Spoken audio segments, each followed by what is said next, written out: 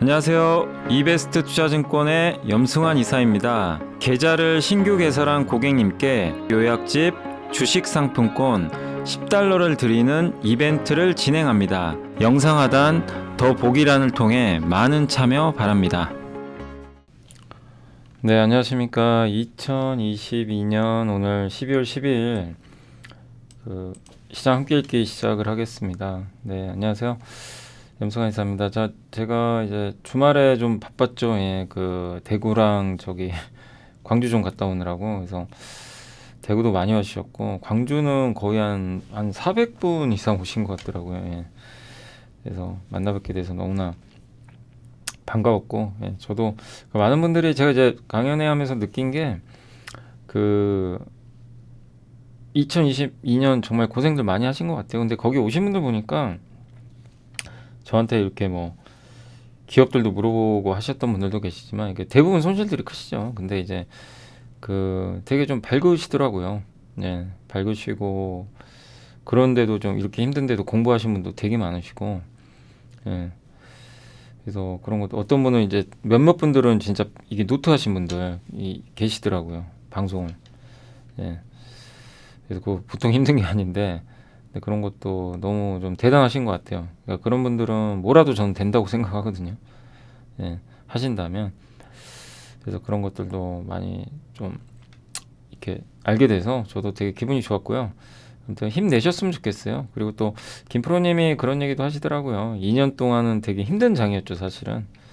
내년에는 좀 달라지지 않을까 그런 얘기도 좀 해주셨는데 저도 좀 그렇게 기대하고 있고, 예, 경기 침체다 암울한 얘기들 많이 나오지만, 예, 2년간의 조정으로, 어느 정도는 좀 이제 지금 좀 변곡점 같긴 한데 내년에 좀 바뀌는 흐름이 좀 나오기를 기대를 해보고 있습니다. 그래서 너무 막 우울해하지 마시고, 요즘에 시장도 그렇게 좋은 편은 아니다 보니까 좀 답답하긴 하지만, 좋은 기업들 잘 선택하신다면 내년에 또 좋은 결과 도출되지 않을까 이렇게 좀 생각하고 있습니다. 또 내년도에도 제가 이제 구독자 지금 이제 거의 5만 가까이 돼가는데 한 이제 나중에 10만 되면 오프라인 모임 꼭 한번 해보도록 하겠습니다. 예, 언제가 될지 모르지만요. 예, 그래서 아무튼 자주 좀 만나 뵙는 기회가 됐으면 좋겠고, 그리고 언제든지 이렇게 오프라인 강연에 요청하실 수 있으시면 저희 회사로 전화해 주시면 돼요. 그래서 요청을 해 주시면 제가 웬만하면 다 찾아뵙도록 하겠습니다. 네. 자, 오늘 이제 해드릴 내용은 일단 여기 삼성전기 있고요. 이노와이어리스, LG 디스플레이, 또 탱커에 대한 이거는 이제 조선이고, 2차 전지 연말 반등 기대해 볼까? 유가와 달러 동반 하락의 최대 수혜는 한국이다. 또 23년 구리의 하단을 지켜줄 중국, 구리에 대한 또 얘기도 있으니까 한번 설명해 드리겠습니다. 삼성전기는 이제 노군창 센터장님이 17만 원 목표 주가 제시를 했고 4분기 매출은 좀 부진할 걸로 전망을 하고 있고요. 재고 조정 영향 때문이고, 무라타도 완제품의 수요 전망을 크게 하향 조정했거든요. 스마트폰, 태블릿 이쪽 다 감소할 걸로 전망해서 안 좋은 거 다 알고 있죠, 우리가. 네. 그리고 4월 대비해서 10월 전망치가 일단 이제 크게 낮아진 점은 4분기와 1분기 재고 조정. 그러니까 이게 전망치가 낮았다는 건요, 재고 조정이 굉장히 거칠게 지금 진행되고 있다라는 그런 의미라고 봐주시면 좋을 것 같고, 무라타가 예상하는 수요는 소비자 수요보다는 완성품 업체들의 생산 수요로 평가가 되는데 향후 6개월간 고객들의 재고 조정 강도가 상당히 높다는 걸 나타낸다고 합니다. 그러니까 무라타가 예상하는 수요는, 예. 그러니까 재고 조정을 세게 하고 있다는 거예요. 그러니까 여러분들이 장사를 하는데 신발이 안 팔려요. 근데 이게 시즌이 지났어요. 그럼 어떻게 하셔야 돼요? 할인을 해서라도 팔아야 돼요, 사실은. 예. 특히 의류나 이런 거는 그러니까 트렌드에 민감하기 때문에 그래야 되는 건데, 그러면 손실 보고 파는 거죠, 사실. 근데 그렇게라도 해야 된다는 거예요. 그래야 가벼워지고 다음 사이클에서 돈을 많이 벌 수가 있어요. 근데 재고를 떠안고 있으면 계속 그거 갖고 가야 되거든요. 다른 물건을 드릴 수도 없는 거고. 그래서 원래 이제 많은 기업들이 재고떨이를 해요. 이렇게 안 좋을 때는. 그래서 재고떨이 할 때 실적이 되게 안 좋습니다. 근데 그럴 때 여러분들이 만약에 재고를 급격하게 떨어냈을 때 실적 안 좋아서 주가 빠지거든요. 그럼 그때가 바닥인 경우가 되게 많아요. 마지막이죠. 거의. 예. 그래서 실적 안 좋다고 그냥 무조건 팔 필요는 없어요. 근데 그게 실적이 좋다가 이제 처음 꺾이기 시작할 때부터 빠지는데 그게 장기간 이어지면 계속 내려가겠지만 너무 안 좋을 때 있죠. 실적이. 그럴 때는 오히려 역으로 주가 오르는 경우도 되게 많이 있습니다. 이번에 삼성전기도 그랬죠. 10만 원 초반까지 갔다가 그냥 한번 올라갔던 게 이제 그런 이유 때문이죠. 아무튼 이제 뭐 MLCC 사업부나 이런 것들에 대해서 그 개선 여진 좀 있다. 분기 단위로 이게 그 좀 증가해야만 할 수 있는 그런 수치가 나왔다고 하는데 아무튼 그 갤럭시 또 내년 1분기 출시되잖아요. 삼성전기도 4분기 대비해서 좀 개선되지 않을까. 올해 4분기는 큰 기대는 하지 마세요. 실적 안 좋을 거예요. 그리고 차라리 안 좋게 나오는 게 좋아요. 왜냐면 재고 털 때는 억지로 뭐 좋게 해봐야 그런다고 주가 크게 올라갈 것도 아니거든요. 그리고 스마트폰 출하량도 유통 채널 재고. 아무튼 삼성전기에서 제일 중요한 건 스마트폰입니다. 이게 재고가 조금씩 소진되는 건 긍정적이고 하이엔드 비싼 스마트폰 수요는 여전히 좋고 중저가는 내년 4월부터. 근데 중국이 변수예요. 중국이 지금 리오프닝 빨리 하거든요. 그럼 더 빨리 갈 수도 있어요.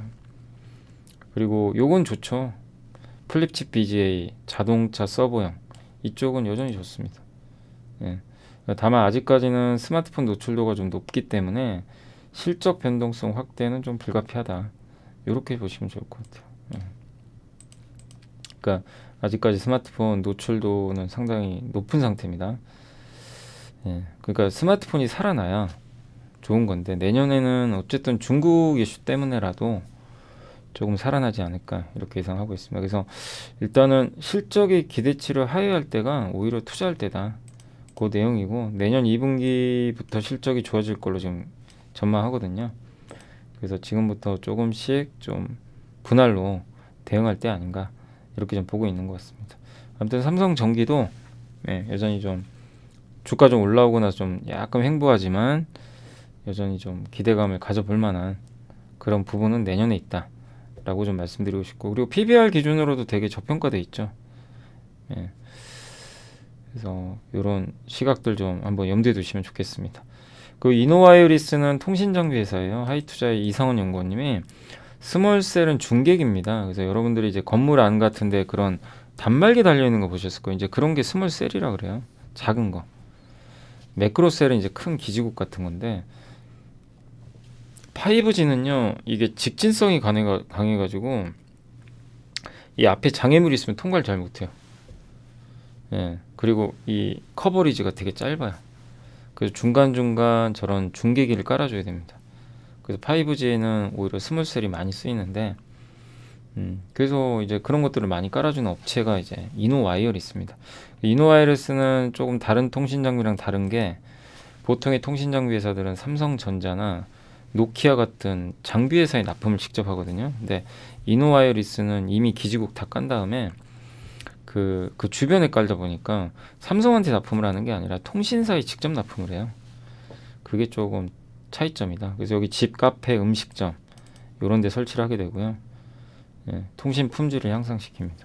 그래서 여러분들 아마 그 큰 건물 이렇게 안에는 이렇게 그런 단말기 보셨을 거예요. 여기 지하철에도 있잖아요.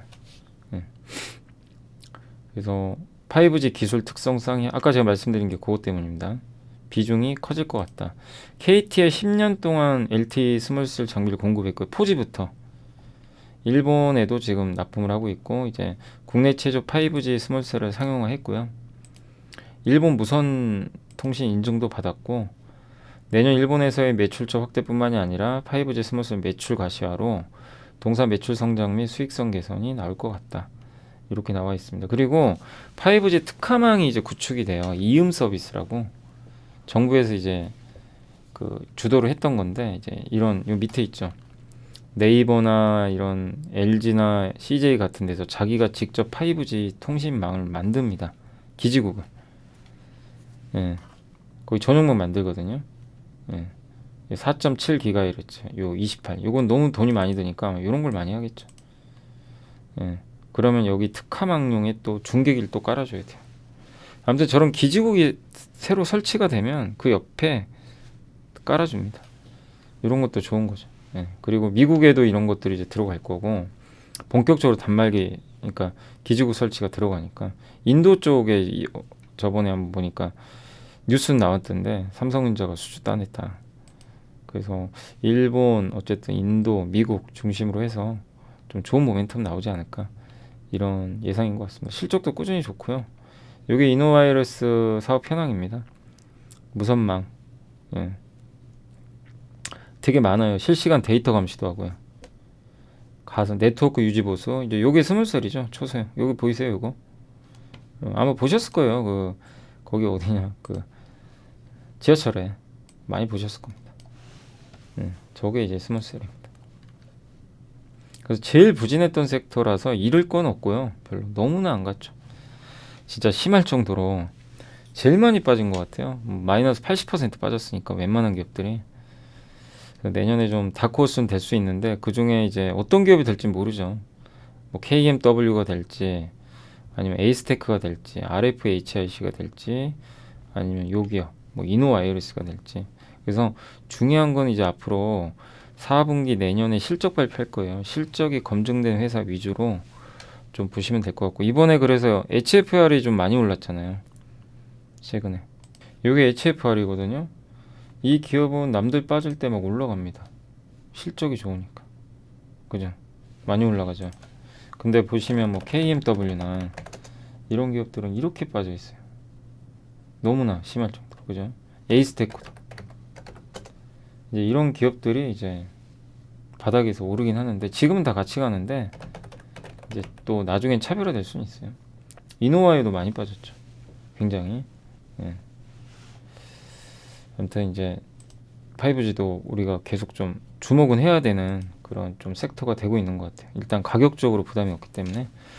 자, 그리고 LED 디스플레이는 좋은 내용은 아니고 왜 이걸 한번 말씀을 드리냐면 LED 디스플레이 주주분들도 많이 계시잖아요. 근데 DB에 쌉니다. 주가는 진짜 싼 건 맞는데 싼 게 중요한 것보다도 싼 거 이상으로요. 이 기업이 좋아지는 뭐가 있어야 돼요. 이 기업이 앞으로 좋아져야 되는 이유가 있어야 돼요. 그게 없으면 의미가 없습니다. 그걸 우리가 좀 반드시 캐치를 해야 되고 그래서 LED 디스플레이 실적 안 좋아요. 이건 다 알아요. 그래서 그거 자체가 악재는 아니에요. 뭐 5천억 까먹어도 큰 악재로 볼 수는 없어요. 누구나 아니까. 그래서 저렇게 빠진 건데 여기서 쓴 건 뭐냐면 이제 실적보다는 과제 이행을 해야 된다. 그 4분기도 6,500억 까먹을 것 같고요. TV용 LCD도 안 좋지만 적산 축소되지만 대형 OLED가 좋을 줄 알았는데 이게 시장이 안 열려요. 지금 TV가 안 팔리니까. 변화 보여줘야 된다. PBR은 0.4배. 역대급 바닥입니다. 문제는 이거 할 수 있냐 이거죠. 구조조정 하려면 과감하게 하고. 그러니까 LCD 사업을 축소할 거면 빨리 해야 돼요. 그 다음에 재고가 너무 많거든요. 재고 아까 한번 설명드렸죠. 재고 털 때 그냥 털어버려야 돼요. 손실 크더라도. 그 재무 구조가 좀 좋지는 않거든요. 부채가 좀 많으니까 이런 것들. 그래서 제가 말씀드리고 싶은 거는 쌀 때 주식은 사는 게 맞아요. 우리 다 알잖아요. 주식은 싸게 사서 비싸게 파는 거. 이번에 제가 강연에 가서도 그 얘기를 꼭 해드렸는데 쌀 때 사서 비싸게 파는 게 맞습니다. 근데 과연 싸다고 이게 진짜 지금 싼 건지 알 수가 없어요. 더 싸질 수도 있어요. 그러려면 향후에 이 기업이 좋아질 만한 뭔가를 우리가 캐치를 해내야 됩니다. 그리고 기본적으로 재무 구조가 단단해야 돼요. 근데 이제 LED 디스플레이는 아직 아니라는 겁니다. 싸도. 예. 그러니까 재무 구조 안정화도 어떻게 할 건지 잘못하면 또 유증할 수도 있잖아요. 손실이 너무 커지면 또 과도한 재고가 많은데 이런 것들을 어떻게 할 건지를 우리가 실적 발표 보면서 계속 체크를 해야 돼요. 그러니까 저는 LED 디스플레이 그냥 단지 싸니까 투자하자 이거는 아니라고 생각을 합니다. 그러니까 이건 한번 혹시 여러분들이 주식을 뭐 LED 디스플레이 갖고 계신 분도 계실 거고요. 안 갖고 계신 분도 계시죠. 근데 한번 그거랑 별개로 여러분이 한번 고민을 해보세요. 예, 갖고 계시고 안 갖고 계시고 이게 싼 거는 다 이해를 해요. 근데 이거를 나라면 지금 투자를 할까 말까 이 고민을 해보세요. 이런 거를 하시면 나중에 여러분들이 또 다른 기업 판단할 때 도움이 될 거예요.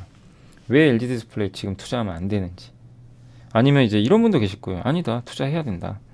이런 분도 계실 거예요. 예. 근데 그러면 그 이유가 뭔지 이거를 한번 꼭 해보세요. 뭐 숙제라고 하긴 그런데 이건 LG 디스플레이 경영진한테 내려진 숙제예요. 사실 답이 안 나오겠죠, 당장.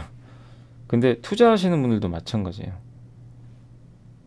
그게 숙제라면 한번 고민을 해봐야 돼요. 근데 숙제를 했는데 답이 안 나온다, 결론은. 그거 투자 안 해야죠. 그죠? 아니, 이렇게 기업이 많은데 답이 안 보이는 기업을 왜 합니까? 그죠?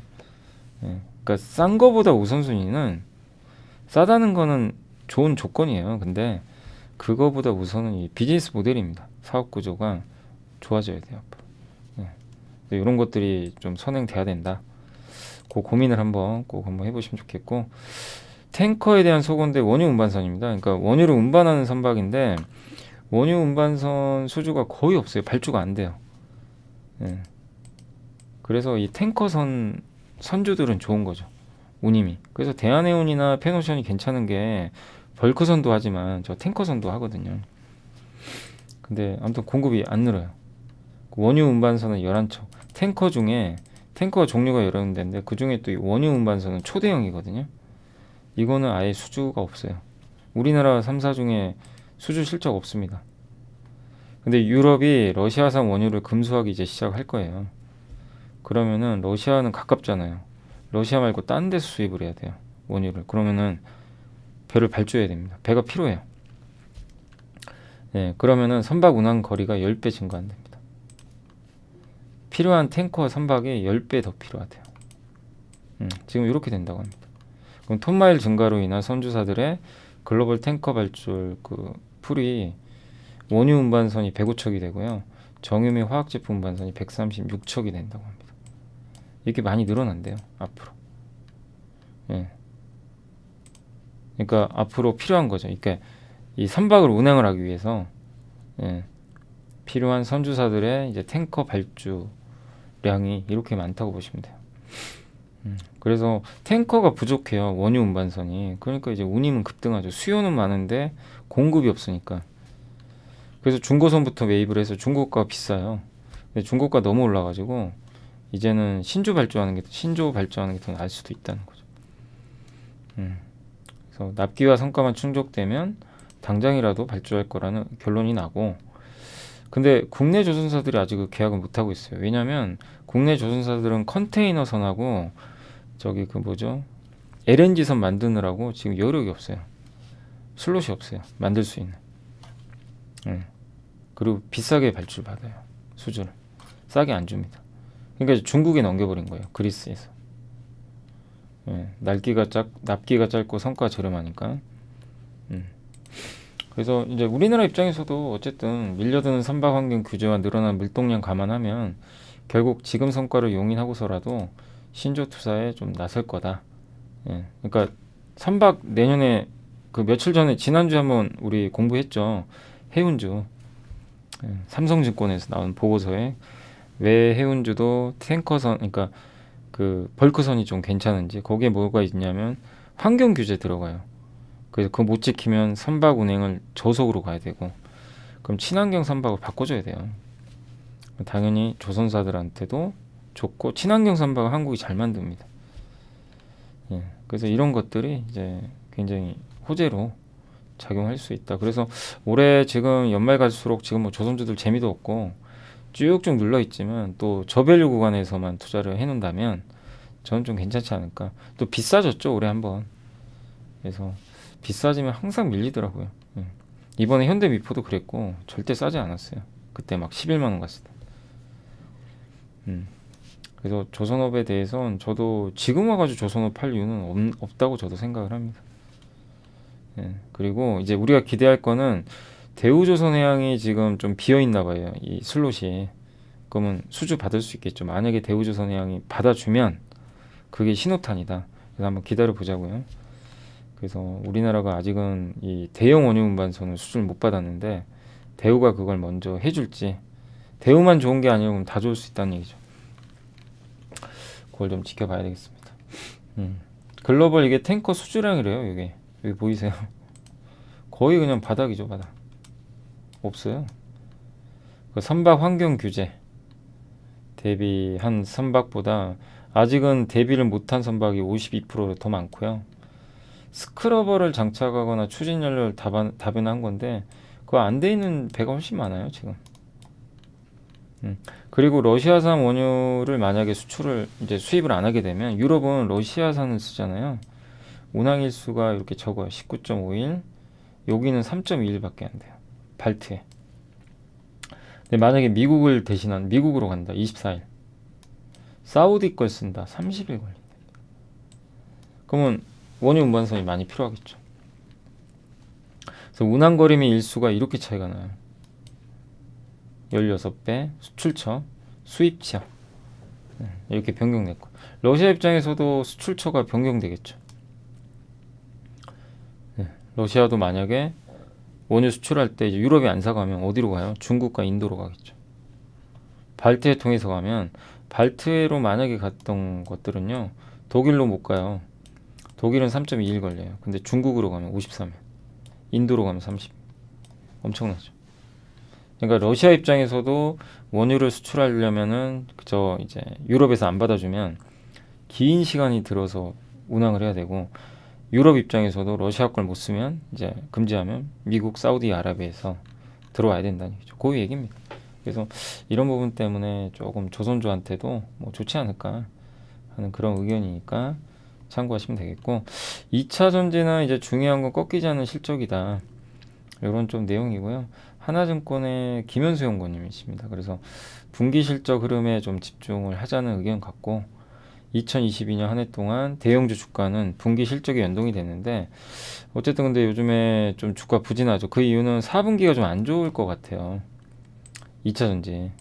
그럼 좀 쉬어가겠죠. 왜냐하면 3분기에 좋았는데 환율도 오르고 4분기는 반대로 간대요 지금. 그 성과급도 있고. 그래서 가격 리스크가 있어서 마진율이 조금 개선이 좀 없을 것 같다. 이런 내용인 것 같습니다. 4분기 실적은 내년 초에 예상하실 수 있거든요. 그래서 아마 조금 그 2월 중순까지는 2차 전지 섹터의 전반적인 주가 흐름이 좀 약세로 가지 않을까 이렇게 전망을 하고 있는 것 같습니다. 그러니까 이걸 염두를 해두세요. 그러니까 2차 전지가 안 된다가 아니라 2차 전지 좀 쉬어가겠구나. 이미 쉬어가고 있어요 지금 그죠?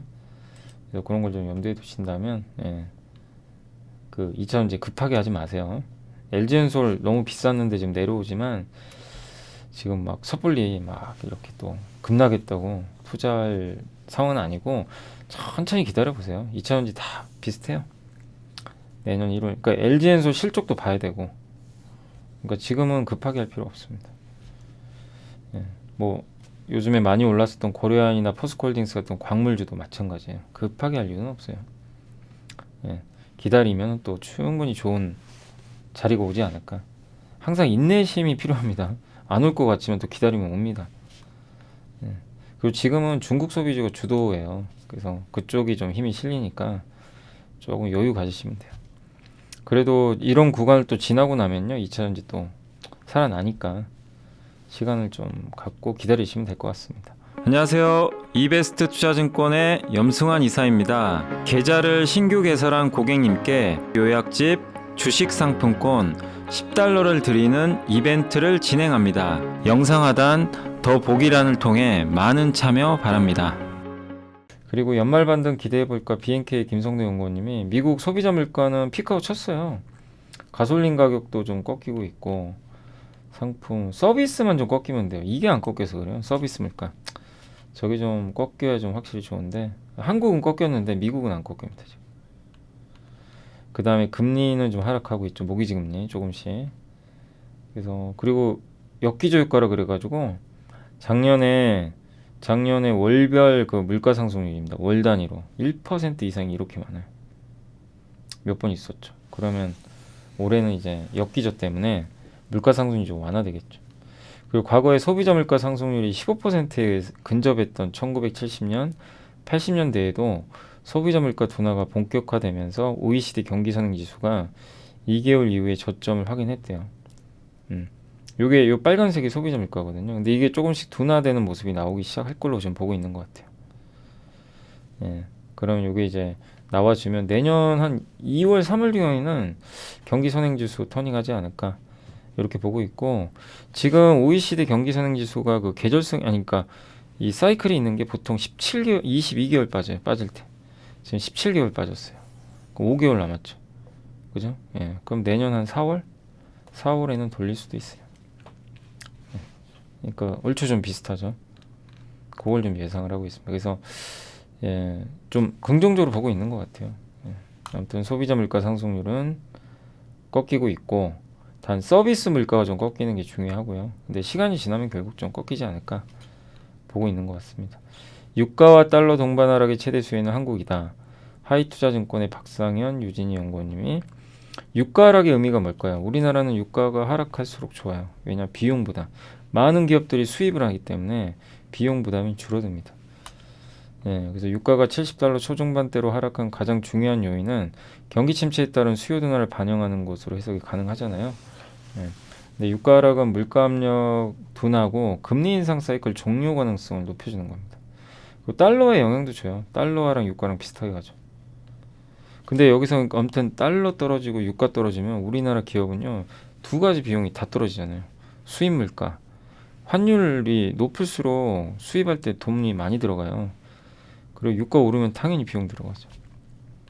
그래서 좋을 수밖에 없죠. 그래서 이렇게 소비자 물가고 밑에가 유가인데 둘 다 꺾이죠. 여러모로 좋고요. 유가랑은 또 미국 연준의 금리 인상 사이클에도 영향을 줄 겁니다. 후행적으로 이렇게 유가 오르고 나서 물가가 아니 그 연준 기준금리 올랐잖아요. 물론 이게 꼭 맞는 건 아니에요. 그렇지만 지금 유가 꺾였으니까, 이렇게 꺾이고 있으니까 그 미국의 기준금리 인상 사이클도 좀 끝나지 않을까. 10년물 국채금리도 좀 빠지고 있고. 그리고 가솔린 가격, 근데 좀 한 가지는 가솔린 가격이 좀 많이 떨어져야 된대요. 그게 좀 안 떨어지는 게 좀 아쉽다라는 그런 의견인 것 같습니다. 요게 요 중앙색 선인데 주황색, 요게 3달러 밑으로 좀 떨어져야 된다고 합니다. 얼마 안 남았어요. 근데 저것만 좀 떨어지면 훨씬 좋은 거고, 그리고 강달러는 끝난 것 같다. 예, 정점 통과 가능성이 엿보인다. 다중위기. 근데 어느 정도 피크아웃 한 거 아닌가 보고 있고요. 그리고 유럽 내 신용 위험도 많이 완화됐죠. 달러 유로 좀 진정됐고, 유럽의 투기 등급 신용 스프레드인데 이게 올라가면 유럽이 안 좋다는 얘기예요. 신용에 문제 있다는 얘기인데 이것도 꺾이고 있고, 중국 위안화 리스크도 보시면 예, 안정화되고, 요게 중국의 신용 스프레드입니다. 요게 떨어져야 안전하다는 거거든요. 급격히 떨어졌죠. 예, 채권 가격도 최근에 떨어졌다가 지금 반등하고 있습니다. 그리고 우리나라 무역 수지가 이렇게 안 좋죠. 지금 원유 무역 수지가 이게 이제 돌아서겠죠. 예. 그래서 환율 떨어지고 유가 떨어지는 거, 이 두 가지는 한국 경제나 증시에는 굉장한 좀 호재가 될 수 있다라는 의미니까 저 부분은 되게 긍정적으로 봐야 될 것 같아요. 저 두 개가 우리나라 괴롭혔잖아요. 근데 이게 좀 마무리돼 간다 라고 보시면 되겠고, 구리에 대한 얘기인데 그 중국이 7,500위안 규모의 특별 채권을 발행할 거라고 언급을 했지만 이거는 추가 부양책은 아니래요.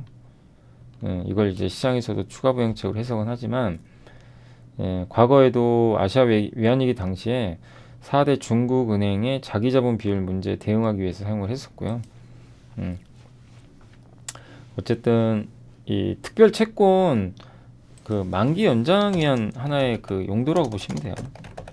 예, 부양을 하기 위한 그런 것보다도 최진희 연구원님 의견은 채권 만기가 돌아오니까 그걸 발행을 해가지고 롤오버라 그러죠.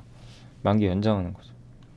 그래서 올해 만기 예정인 특별채권은 7,503억 유역인데 올해까지 발행될 거와 동일 규모라고 합니다.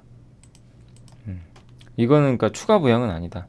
어쨌든 그렇게 봐주시면 되겠고, 그럼에도 내년 구리를 좋게 본다. 왜 구리 재고는 일단 지금 많이 내려왔는데 전방산업에서 갖고 있는 구리 재고가 많나 봐요. 그러니까 구리를 생산하는 업체들의 재고는 적은데 구리를 이제 필요로 하는 곳 있죠. 뭐 그런 데서 구리로 뭘 만드는 회사들, 여기가 구리를 너무 많이 갖고 있대요. 네, 그러니까 이게 좀 줄어들어야 되는 거죠. 그러니까 조금 시간이 걸리고, 그리고 연준의 또 급격한 금리 인상이 부동산 경기에 부담으로 작용했고 또 건설 경기 안 좋죠. 구리가 건설에도 많이 들어가잖아요. 그래서 상반기까지 좀 안 좋다. 원자재는 경기를 바로 반영해요. 후행하거나. 그래서 2023년 전체를 놓고 보면 구리 가격은 상저하고다. 상반기 안 좋다. 그래서 지금은 하락 구간이다. 경기 동행 자산이 구리에게는 좀 안 좋을 것 같다. 이런 내용이에요. 그리고 특별 채권 발행은 롤오버되는 수준에 그쳤지만 앞으로는 또 뭐 그 정책 효과는 좀 나올 텐데 2022년 3월부터 거시 정책을 강화했고요. 인프라 투자는 2021년 10월부터 시작했습니다. 그래서 보통 이렇게 정부가 돈 풀 때 1년 후에 반영이 돼요. 그럼 내년 3월이나 4월에는 돈 푼 효과가 생기고 인프라 사업은 17개월 후에 반영된대요. 저거는. 그럼 내년 한 4, 5월 되거든요. 4월, 5월. 그럼 내년 2분기부터는 좋아진다는 얘기예요. 그러면은 구리 가격도 터닝을 하겠죠. 예. 그리고 상반기에 부동산 개발사들의 채권 만기가 집중되어 있는데 아마 지원책이 있으니까 크게 위험할 것 같지는 않다. 이런 내용입니다. 그리고 제로 코로나 시작했잖아요. 예. 부동산 좀 회복될 거고. 그리고 구리의 바로미터가 위안한데 여기도 추가 약세 여전히 유효하고요.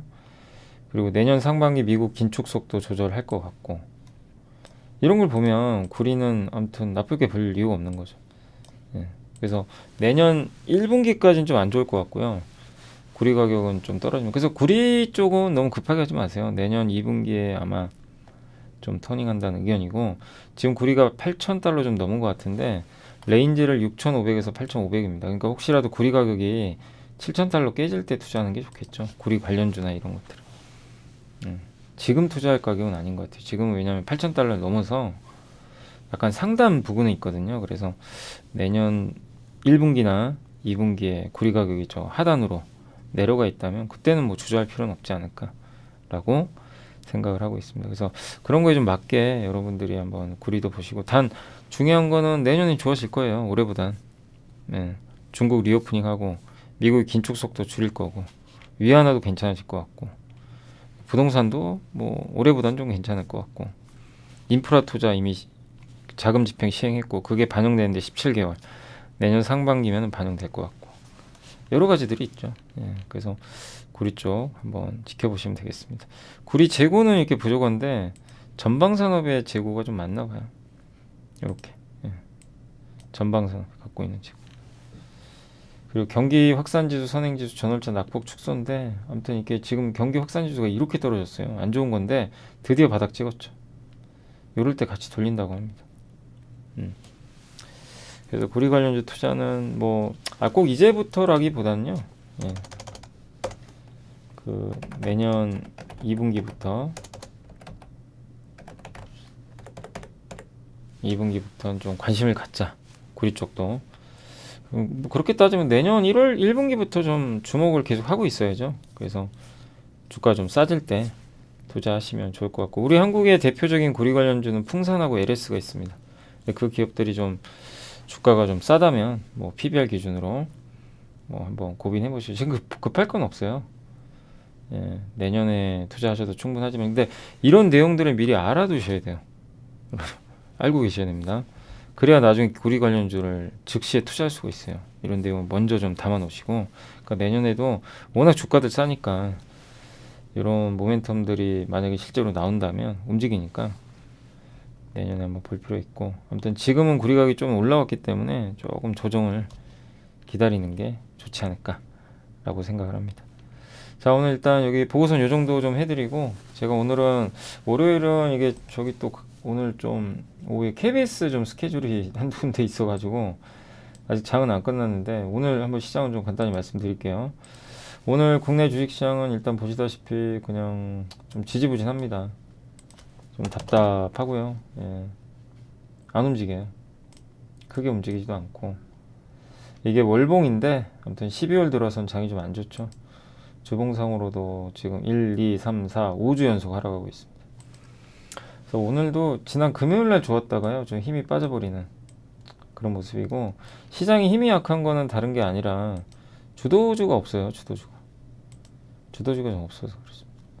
외국인 기관 또 팔고 있고 수급도 좀 약하고 금요일은 좋았죠. 쌍끌이 매수 때문에. 일단 오늘은 뭐 특별하게 매수하는 주체가 없습니다. 개인밖에. 그리고 외국인들은 기계나 화학주 사지만 전기전자 역시 오늘도 많이 팔고 있습니다. 제조업 중심, 자동차, 조선 이런 쪽으로 좀 매도가 있어서 좀 증시에 부담이고 오늘도 웹툰 관련주가 좋네요. 급등하고 있고 콘텐츠주들 오늘도 갔어요. 한알령 오늘도 또 보세요. 뭐 난리가 났어요. 이게 보이시죠?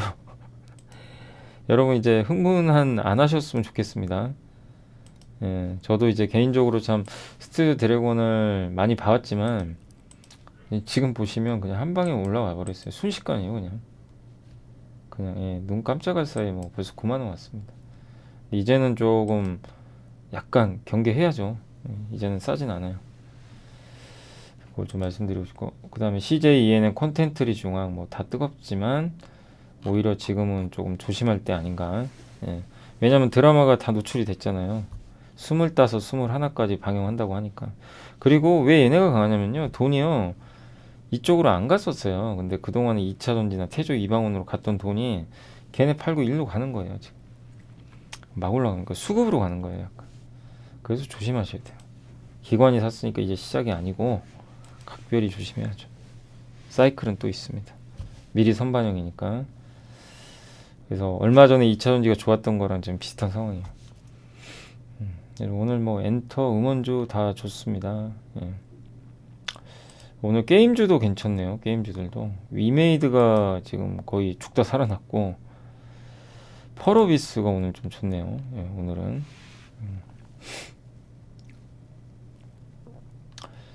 그리고 바이오도 좀 괜찮고 광고 관련주도 오늘 괜찮습니다.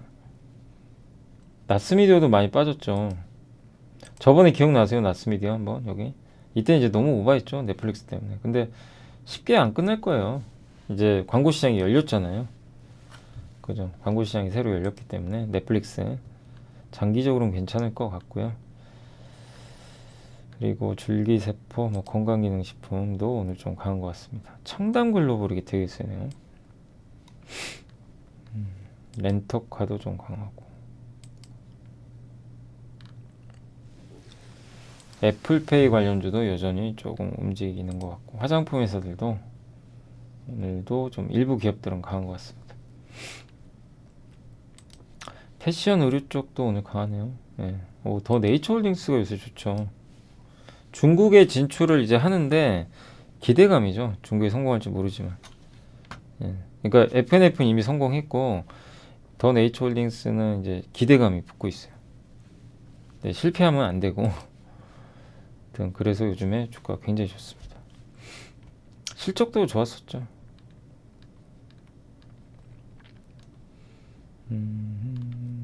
그리고 블록체 뭐 나머지는 큰 변동 없고 오늘 많이 빠지는 건 리튬주 2차전지가 안 좋아요. 그래서 오늘 너무 많이 올랐죠 사실. 저도 이게 강원에너지가 그 관련주로 분류돼 있더라고요. 저번에 기억나세요? 강원에너지 한 달 전인가? 그때 그 현대차증권 광민정 연구원님 보고서에 그게 있었던 것 같아요. 그 강원에너지가 리튬 관련 자회사 있었죠. 그래서 그 리튬으로 가버린 거예요. 그래서 지금은 조심하셔야 돼요. 오히려 사실 이 회사는 LNG 복합 화력 발전으로 움직여야 돼요. 그래야 오래 가요. 근데 리튬이 엮여버렸어요. 그래서 조금 조심할 필요는 있습니다. 저건 약간 테마로 간 거죠. 그리고 오늘 건설주가 안 좋고요. 현대건설이 급락. 근데 여전히 뭐 DLNC 같은 경우 그때도 말씀을 많이 해드렸지만 워낙 현금 많아요. 현금성 자산이 1.1조나 됩니다. 시총은 1.5조인데 PF도 없고. 하지만 건설업종에 대해서는 여전히 좀 시장은 부정적으로 보는 것 같고요.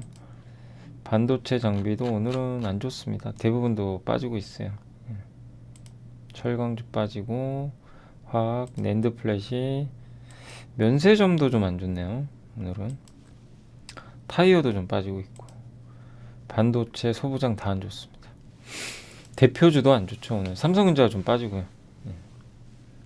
하이닉스는 그래도 이게 안 좋다고 해도 바닥은 어느 정도 나온 것 같아요. 예, 요새 덜 빠지죠. 다행히. PCB도 조금 흔들리고 IT가 안 좋아요. 중국 소비주 중에서도 엔터나 컨텐츠 드라마 같은 걸로 다 붙었고 나머지는 다 빠지는 것 같습니다. 네, 그러니까 그 안에서도 약간 색깔이 다른 것 같아요. 카지노도 좀 빠지고. 그래서 어쨌든 시장은 예, 중국 소비주 중에서 그 컨텐츠 기업 그런 기업이 좀 괜찮다라고 보시면 좀 좋을 것 같습니다. 자, 이제 시총 상위 기업들 한번 보고 좀 마무리하도록 하겠습니다.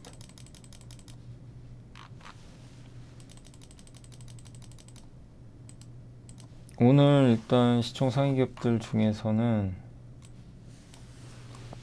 역시 그 큰 기업들 좀 안 좋고요. LG엔솔 계속 빠지고 LG화학은 좀 바닥 쳤고요. 자동차는 좀 버텨주는 것 같아요. 다행히. 자동차는 좀 버텨주고 셀트리온 좀 안 좋고요. SK랑 포스코 케미칼도 좀 부진하고 KT엔진은 계속 좋고요. 고려아연 올라갔고 LG생활공 오늘 화장품은 좀 빠지는 것 같습니다. 요새 그리고 NC가 굉장히 세네요. 꾸준히 올라가는 것 같아요. 삼성전기 버티고 오늘 아무리 보시피 역시 좀 오버했죠. 최근에 워낙 많이 올랐고 계속 가면 좋지만 일단 오늘은 좀 이쪽을 팔고 아마 저기 스튜디오 드래곤이나 뭐 그런 기업들 드라마 쪽으로 좀 옮겨간 거 아닌가 기관들이 보여집니다. 그리고 넷마블 좀 올랐고요. 요즘에 현대건설은 건설주는 오늘 안 좋습니다. 네옴시티도 이제 어느 정도 반영돼 버렸고요. 그다음에 제로 코로나 아니 그 리오프닝 하다 보니까 조금 안 좋고 SD는 바이오센서는 페노션도 좀 최근에 올랐다 빠졌고요. 호텔신라도 뭐 면세점으로 리오프닝 주들은 오늘 안 좋습니다. 리오프닝 주는 대부분 안 좋아요. 그리고 오랜만에 진짜 이마트 좋죠. 한진칼도 올라가고 신세계는 좀 빠집니다. 백화점이나 면세점은 빠지고 있어요. 한화 농심 계속 좋고 영업무역은 룰루레몬 있죠. 그게 좀 재고 부담이 있는지 실적 때문에 급락했거든요. 그래서 영업무역 그 공급하죠. 그래서 빠졌다고 보시면 되겠습니다. 대우건설 건설주 대부분 비슷합니다. 예. 효성 첨단 소재도 오늘 좀 빠지고 있고 특별한 이슈는 없어요.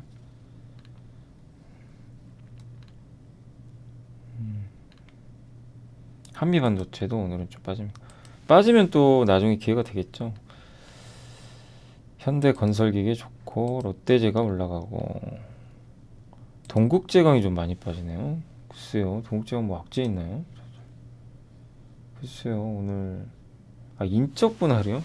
근데 왜 인적 분할이 악재인가요?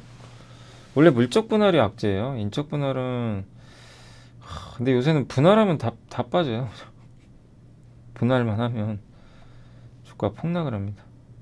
근데 일단 세 개 회사로 나눈다고 하는데 한번 좀 볼게요. 예, 아무튼 인적 분할 자체는 그렇게 큰 악재는 아니죠. 왜냐하면 이제 물적 분할은 악재인데, 근데 일단 지금은 인적 분할 자체도 되게 안 좋게 보는 것 같아요. 시장이 분할 자체를 합치는 걸 좋아하고, 근데 인적 분할은 세 개 회사로 나누니까 각각 가져가는 거는 뭐 그런 면에서 크게 뭐 아주 악재라고 보기는 어려운데 지금 현재 시장은요 인적 분할도 별로 안 좋아합니다. 그래서 그렇게 움직이는 것 같아요. 근데 조금 더 저건 지켜봐야 될 것 같습니다. 세 개 회사로 뭐 나눈다고 하네요. 이렇게 각각 사업부를 냉연, 열원 뭐 이런 걸 지주회사 각각 좀 특색 있게 나누는 것 같습니다.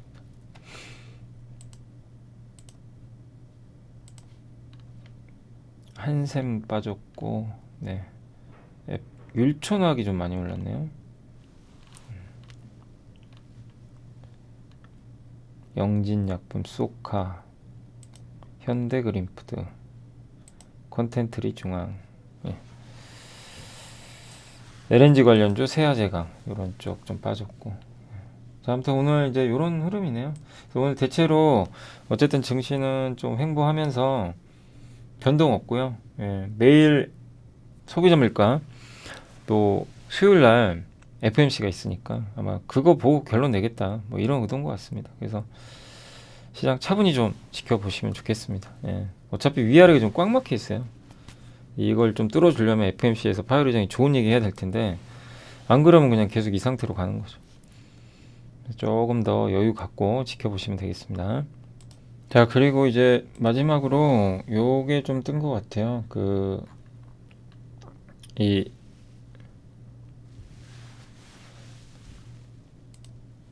전자공시에서 이 LS가 이제 시가총액 2조짜리죠. 근데 여기 이제 LS 전선이죠. 자회사. 여기가 공시가 하나 떴습니다. 매출 대비 6.6%. 아마 해저 케이블인 것 같아요. 예. 해상. 그래서 계약금 크고 요즘에 계속 그 지난주 금요일에도 하나 했던 것 같고 LS가 요새 또 계속 이렇게 수주 계약 따내니까 이 부분도 한번 계속 좀 공부해 보시고 요즘에 좀 주가 떨어져 가지고 약간 좀 주가가 좀 싸지고 있어요. 그래서 한번 지켜보시는 것도 괜찮을 것 같습니다. 많이 올랐다가 그리고 제가 이제 이번 주 금요일 날은 제가 반도체는 그 다음 주에 한번 하고요. 이번 주 금요일은 제가 그 PBR 밴드 제가 이게 3% 갔다가 어떤 분이 또 질문을 해주셔가지고 제가 PBR 밴드로 어떻게 좀 그 거래를 하는지 적정 매매가 그거 좀 물어보시는 분들이 계셔가지고 제가 사이트도 좀 알려드리고 그거 한번 올려드릴게요. 이번 주엔 PBR로. 그러니까 뭐 몇 배 사면 좋고 이런 것들 뭐 이번 주 토요일 날 그러니까 올려드리도록 하겠습니다. 네. 자, 아무튼 오늘 고생하셨고 저는 또 제가 오늘 좀 먼저 들어갑니다. 장이 얼마에 끝날지는 좀 모르겠는데 약간 오르곤 있거든요. 근데 아무튼 오늘 여기서 마무리하고 저는 내일 또 뵙겠습니다. 오늘 또 이렇게 시청해 주셔서 너무 감사드리고요. 내일 뵙겠습니다. 감사합니다.